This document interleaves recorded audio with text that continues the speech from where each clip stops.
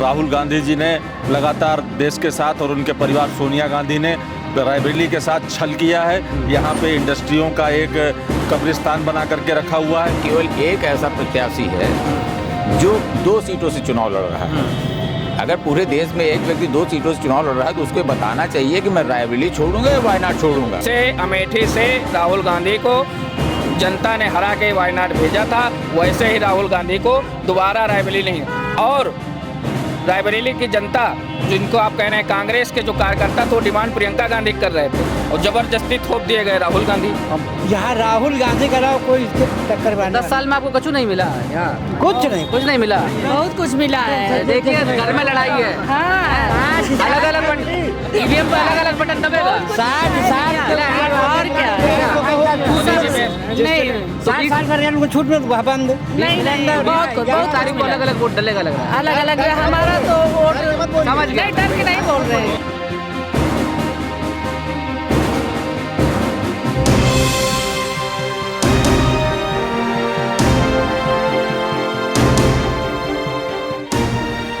रायबरेली जिसे गांधी परिवार का गढ़ माना जाता है, जहां फिरोज गांधी से लेकर इंदिरा गांधी, राहुल गांधी की मदर सोनिया गांधी तक जीतती आई है, क्या उस किले को भेदने में बीजेपी कामयाब हो पाएंगी या फिर राहुल गांधी और उनकी टीम ने जो ये रणनीति बनाई कि आखिरी लम्हों में जाकर के ऐलान किया कि राहुल गांधी यहां से चुनाव लड़ेंगे, वो कांग्रेस के लिए एडवांटेज साबित होगा? कांग्रेस की रणनीति का हिस्सा मानते हैं आप या फिर कांग्रेस के पास कोई ऑप्शन बचा नहीं था इसलिए ये हुआ? देखिए, इसे रणनीति का हिस्सा ही मानेंगे। अगर कांग्रेस के पास ऑप्शन नहीं था तो फिर बीजेपी क्यों लेट कर रही थी? उनके पास भी क्या विकल्प नहीं था? तो रणनीति दोनों दल अपनाते हुए चल रहे थे और अपनी अपनी रणनीति, जब हम कोई युद्ध करने चलते हैं या कोई काम करने चलते हैं तो रणनीति अपनी ही अपनाते हैं, ना कि दूसरे की। पी को बड़ी उम्मीद लग रही है कि वो राहुल गांधी को भी यहाँ से वैसे ही वापस भेज देंगे जैसे अमेठी में हुआ। ये होता हुआ आप देख रहे हैं, क्योंकि देखिए इतिहास में एक घटना तो हो चुकी है, जो असंभव माना जाता था वो हो चुका है। रायबरेली में ऐसा लगता है आपको? देखिए, यहाँ बीजेपी पहले से ही हार मान चुकी है। बीजेपी के पास यहाँ कोई प्रत्याशी नहीं मिल रहा था। बीजेपी ने बहुत प्रयास किया, कई लोगों से संपर्क किया, लेकिन सब ने मना कर दिया रायबरेली से लड़ने के लिए। ये क्योंकि रायबरेली गांधी परिवार का गढ़ है, यहाँ परिवार है, यहाँ हमेशा गांधी परिवार जीतता है, जीतता आया है, जीतेगा। मैं तो ये कहना चाहता हूँ, जो इंडिया गठबंधन के प्रत्याशी हैं राहुल गांधी जी, इनकी जीत 100% पक्की है और सामने वाले भारतीय जनता पार्टी की जमानत इस बार जब्त होना एकदम फाइनल है, 101%। क्योंकि भारतीय जनता पार्टी ने आज 10 साल से सरकार चलाया और उन्होंने सिर्फ भेदभाव की राजनीति किया है, नरेंद्र मोदी और अमित शाह ने। इसको लेकर के जनता पूरी तरीके से नाराज है, अब की उनको बिल्कुल नकार रही है और उनका हारना बिल्कुल तय। राहुल गांधी भाई यहाँ से जुड़ाव है उनका, जैसे कि उन्होंने भी बयान दिया कि भाई हमारी माता जी की सीट है, उनके वचन को हम पूरा करेंगे, यहाँ से अपने मजबूत लोगों को अपने परिवार के बीच में रहेंगे और ये मान लीजिए वो खुद में सक्षम है। और आज माहौल जो है देश का, आप देख लीजिए पश्चिम में चुनाव हुआ है, वहाँ से माहौल देखते हुए चले आइए कैसा माहौल बदल रहा है। और अगर माहौल अगर बदला हुआ ना होता, मैं आपके यूट्यूब चैनल के माध्यम से कहूँगा, बदला हुआ ना होता तो आज वो विकास की बात क्यों नहीं करते? अपने 10 साल उन्होंने क्या किया उसकी बात क्यों नहीं करते?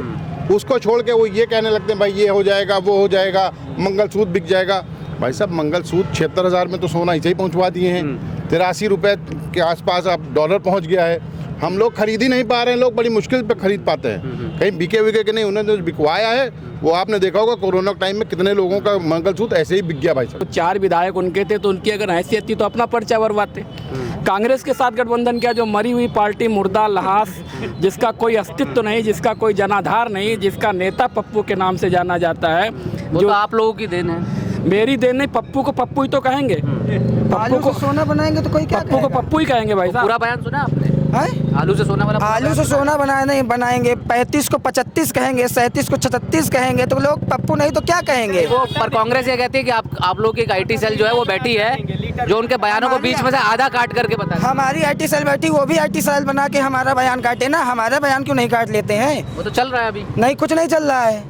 चलिए विकास के बारे में बात कर लीजिए। आप ये बताइए कि अगर कोई चुनाव लड़ता है तो उसको अपने क्षेत्र के बारे में जानकारी होनी चाहिए, अपने जो भी उसका लोकसभा का क्षेत्र है उसको जानकारी होनी चाहिए। राहुल गांधी को रायबरेली के बारे में कुछ भी जानकारी नहीं है, ना व्यक्ति के बारे में जानकारी है, ना समाज के बारे में जानकारी, ना यहाँ की सांस्कृतिक विरासत के बारे में जानकारी है, यहाँ की ना मिट्टी के बारे में जानकारी है। रायबरेली पूरी तरीके से जान चुकी है। भारतीय जनता पार्टी पूरी तरीके से 80 में 80 सीटें उत्तर प्रदेश में, और रायबरेली का भी एक सहयोग होने जा रहा है। इस बार रायबरेली में कमल खिलेगा। राहुल गांधी को अमेठी की जनता ने भगाया है, रायबरेली की जनता भगाएगी। और जो कहते थे आज से 10 दिन पहले कि वायनाड मेरा परिवार है, तो उनका परिवार कितनी जल्दी बदल जाता है। आज रायबरेली में आकर के सुबह हेलीपैड से आकर के नामांकन कर दे। यहाँ की जनता को मूर्ख समझना बंद कर दें। गांधी परिवार अब का सफाया होने जा रहा है। अब ये देश छोड़ के जाने वाले, अब इनको इटली के अलावा कहीं कोई रास्ता मिलने वाला नहीं। पूरा देश जो राम का विरोधी है वो इस देश में रहने का अधिकारी नहीं है। उनको रायबरेली के बारे में नहीं पता, रायबरेली में कितने ब्लॉक हैं, रायबरेली की जनता के बारे में नहीं पता, और उनका फ़ोन नंबर किसी जनता के पास नहीं है। उनके द्वारा जो वोट देते हैं कार्यकर्ता, जो कार्यकर्ता वोट देते हैं, अगर उनकी गाड़ी फंस जाती है तो भारतीय जनता पार्टी के कार्यकर्ता उनकी गाड़ी थाने से छुड़वाने का काम करते हैं। इस बार रायबरेली की जनता धारा प्रभाव बोलते हैं आप भी, हैं? बिल्कुल, इस बार एक सांस रायबरेली की। अच्छा, ये बताइए कि लेकिन जो इंडिया गठबंधन है वो तो ये कह रहा है कि इस बार दक्षिण में साफ और उत्तर में हाफ। अखिलेश यादव जी अपने खुद की सीट खुद आप अग्री करते हैं? बिल्कुल। दक्षिण में बीजेपी साफ, उत्तर में हाफ। बीजेपी वहाँ कभी रही नहीं दक्षिण में, और अब की भी नहीं रहेगी। अच्छा। उत्तर भारत की स्थिति ये है कि अब की 4 जून को जब रिजल्ट आएगा तो उत्तर भारत में भारतीय जनता पार्टी का क्या हश्र होता है वो देखिएगा। अच्छा जी। ये किस भरोसे पे, किस उस पे कह रहे हैं आप? ये रायबरेली के भरोसे पे कह रहे हैं। रायबरेली का जब रिजल्ट आएगा और रायबरेली का आम जनमानस जो कह रहा है, रायबरेली तो 80 में से एक सीट हुई ना, 79 फिर भी बाकी है। मैं बाकी के अभी रायबरेली देख लीजिए, कन्नौज देख लीजिए, मैनपुरी देख लीजिए, एटा देखिए, इटावा देख लीजिए, बगल प्रतापगढ़ देख लीजिए, कई कितनी सीटें हम बता दें आपको। यहाँ उत्तर तो बीजेपी ने पहले भी जीती हुई थी, अब तो जो पीछे जाएगा। इसमें उत्तर प्रदेश में ये हाफ नहीं, हाफ का भी हाफ होने जा रही है भारतीय जनता पार्टी। आप समझ रहे हैं ना, क्योंकि ये चुनाव जो वर्तमान जो चुनाव चल रहा है ये 2004 में जैसे माननीय अटल जी हुआ करते तो स्वर्गीय अटल बिहारी वाजपेयी जी, उनका इंडिया साइनिंग का जो सिस्टम था वही इंडिया साइनिंग जैसा हश्र मोदी जी की गारंटी का भी होने जा रहा है। 2024 में जनता उनको उतार कर बाहर और झोला लेके भेज देगी, क्योंकि वो कहते भी कि मैं क्या हूँ, तो उनको जनता उनके सिस्टम पे ले आएगी। लेकिन कई लोग ये कहते हैं कि विपक्ष जो है ना वो एक नैरेटिव नहीं बना पाया। जैसे 2014 में जब बीजेपी लड़ रही थी तो उन्होंने एक नैरेटिव बनाया था मनमोहन सिंह की सरकार के खिलाफ, महंगाई के खिलाफ, और तमाम, और 56 के सीना की बात लेकर के आए थे। 2019 में पुलवामा हुआ तो उन्होंने उस दौरान जो है घर में घुस के मारेंगे का एक नैरेटिव बनाया। जो गठबंधन है उसके पास एक कोई सेंटर नैरेटिव नहीं है, और सारे नेता अलग अलग मंचों पर अलग अलग बात करते हैं, इसलिए लोगों को जुड़ने में बड़ी दिक्कत होती है। ऐसा बीजेपी के लोगों भी आरोप है और कुछ विश्लेषक भी ऐसा बताता हूँ। देखिए, भारतीय जनता पार्टी के लोग झूठा ही करने में बहुत माहिर होते हैं, और जितने झूठे भारतीय जनता पार्टी में हैं शायद ही किसी दल में हो। तो झूठ का एक पुलिंदा है भारतीय जनता पार्टी, इसीलिए सभी दल मिल गए। झूठ का एक पुलिंदा भारतीय जनता पार्टी है, और इसमें अपना झूठ भी बहुत बेहतरीन तरीके से रखने का काम भारतीय जनता पार्टी के लोग करते हैं। शेष जो दल हैं वो ऐसा नैरेटिव नहीं तैयार करते हैं, क्योंकि झूठी बातें वो सच नहीं। देश के प्रधानमंत्री हैं, झूठी बातें भी अब वो इतनी अच्छी तरीके से परोसते हैं कि वो लोगों को सत्य नजर आता है। आप समझ लीजिए, कम्युनिकेशन की स्किल है ना यार, आपके नेता के पास नहीं है तो इसमें उनकी क्या गलती? वो उनकी स्किल है, झूठ बोलना उनकी स्किल है, दे दीजिए। वो हमारी स्किल तो है नहीं, ये इनकी स्किल है। अब किसी की स्किल को चुराने का काम तो कोई किया नहीं जाएगा। कोई भी अच्छा नेता जो होता है वो अच्छा वक्ता तो होता ही है। हाजी, क्या माहौल लग रहा है आपको यहाँ? भाई साहब, यहाँ राहुल गांधी का कोई जीतेगा नहीं। हम तो इंडियन टेलीविजन सर्विस कर रहे थे और उन्हीं का दिया खाया है। अच्छा, 7,000 आदमी थे उसमें, और तो बीजेपी ने उसको करा दिया बंद। अब यहाँ राहुल गांधी करा, कोई इसके टक्कर में 10 साल में आपको कुछ नहीं मिला यहाँ? कुछ नहीं मिला। बहुत कुछ मिला है। देखिए, घर में लड़ाई है, अलग अलग ईवीएम पे अलग अलग बटन दबेगा। 60 साल और क्या? नहीं, 60 साल का रेल छूट में वह बंद। बहुत तारीख को अलग अलग वोट डलेगा लग रहा है। अलग अलग हमारा तो वोट समझ नहीं, डर के नहीं बोल रहे। 10 साल मैं पूछना चाहता हूं कांग्रेस से कि 10 साल माननीय मनमोहन जी प्रधानमंत्री थे, उनके नाम पे चुनाव क्यों नहीं लड़ रहे? उनकी एक फोटो क्यों नहीं लग रही है आपके बैनर पोस्टर पे? आपका एक कार्यकर्ता उनका नाम क्यों नहीं ले रहा है? माननीय मनमोहन जी का अगर इतना ही था। रही बात अगर महंगाई की, तो जिस गैस सिलेंडर को आज हम जाते थे 5 साल पहले, 6 साल पहले, 1 हफ्ते पहले लाइन लगाते थे, 4 घंटे 5 घंटे धूप में खड़े होते थे, आज वो सिलेंडर आपके घर पे आ रहा है। 3 बजे जाते थे।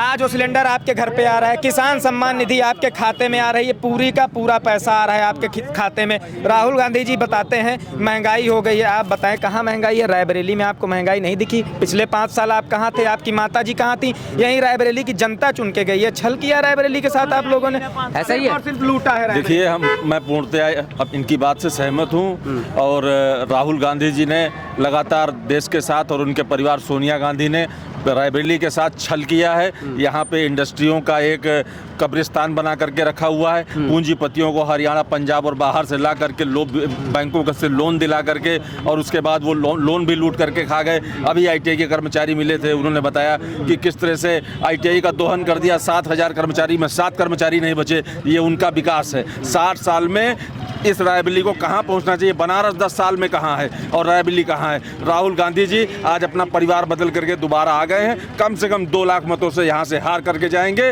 भारतीय जनता पार्टी यहाँ से उनको हरा करके भेजेगी और लोकसभा में हमारा प्रत्याशी जीत करके जाएगा। होना है बाबूजी?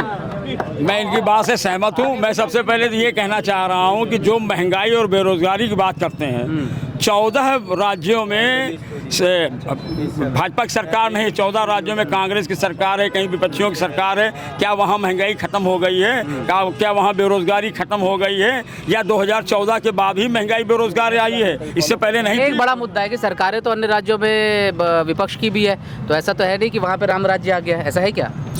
देखिए, हम रायबरेली के बारे में बात कर रहे हैं। रायबरेली में पिछले 20 साल में चुनाव कैसा होता था, मैं आपको एक दृश्य बता दूं, बहुत जल्दी बता रहा हूँ। एक VIP गाड़ी आती थी और सड़क के दोनों किनारे पे रस्से बन जाते थे। रस्से के दूसरी तरफ वोट देने वाले होते थे, रस्से के बीच में वोट लेने वाले होते थे। एक तरफ बिटिया लटकी रहती थी, एक तरफ लड़के, और दोनों कहते थे टाटा बाय बाय, अब की बार वही होना है, टाटा बाय बाय, खत्म, फिनिश, चले जाना है। तो जैसे अमेठी से राहुल गांधी को जनता ने हरा के वायनाड भेजा था, वैसे ही राहुल गांधी को दोबारा रायबरेली नहीं।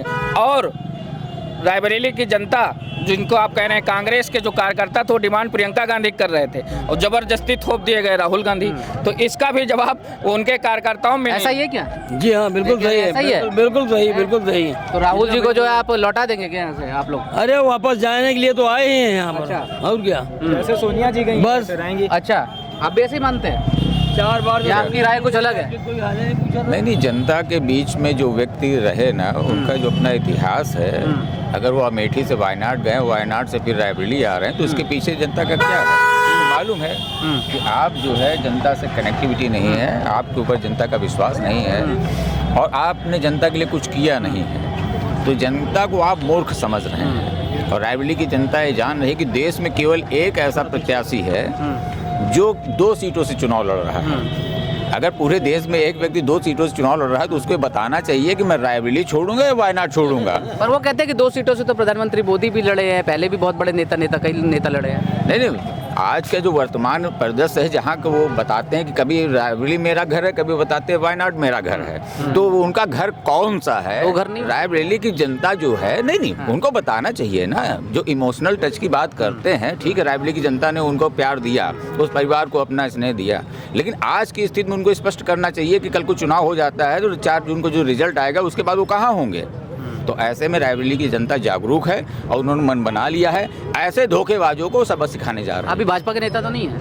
नहीं, भाजपा का नेता होना या जागरूक मतदाता होना। हाँ, नहीं, मैं इसलिए पूछ रहा हूँ सवाल कैमरे के सामने, क्योंकि कई बार दर्शकों को ये लगने लगता है कि नेता लोग जमा हो गए एक पार्टी के और वो एक तरह की बात बोल रहे हैं। नहीं, आपका क्या कहने का मतलब, भारतीय जनता पार्टी का नेता जागरूक व्यक्ति नहीं है? नहीं, वो जागरूक हो सकता है, लेकिन नेता अपनी पार्टी के लिए बात करता है। सही बात नहीं कह सकता है क्या? मैंने आपने जो क्वेश्चन पूछा, मैंने उसका जवाब दिया। आपने पार्टी लाइन पे कोई क्वेश्चन नहीं पूछा मुझसे। आप पार्टी लाइन पे क्वेश्चन पूछेंगे, मैं जिस पार्टी को होऊंगा उस पार्टी का आपको। चलो, आपने इशारे में बता दिया है कि आपका पार्टी कनेक्शन है। अच्छा, तो हाँ, आप क्या मानते हैं? हम तो ये मानते हैं कि यहाँ से बीजेपी कम से कम 2 लाख उसके अंतर से जीतेगी। जी हाँ, 2 लाख? जी। तो कह रहे बड़ा मुश्किल है, तो गढ़ है। नहीं, मुश्किल नहीं, बिल्कुल सही है। यहाँ की जनता बहुत जागरूक हो चुकी है, अब पहले जैसे झांसे में नहीं आएगी। और यहाँ पर दिनेश सिंह जी 2 लाख के अंतर से जीतेंगे।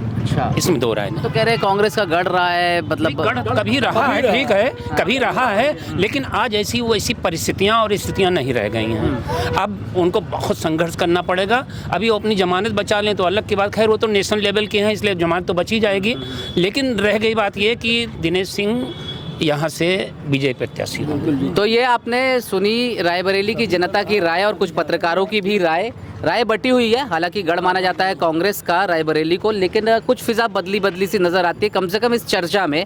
बाकी अब हम आगे बढ़ेंगे, कुछ और लोगों से भी बात करेंगे और समझेंगे कि जो बात यहाँ के लोगों ने कही इस जगह पर खड़े होकर, क्या रायबरेली के बाकी लोग भी वैसा ही समझते हैं।